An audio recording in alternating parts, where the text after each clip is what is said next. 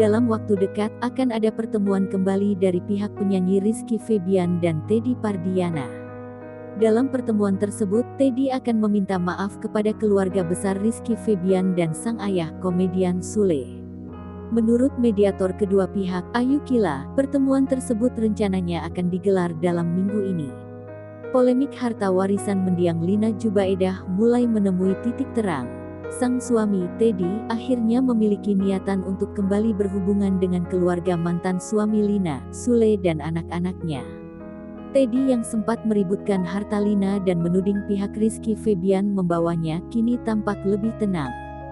Menurut Ayu Kila, Teddy bahkan akan meminta maaf secara terbuka di hadapan awak media.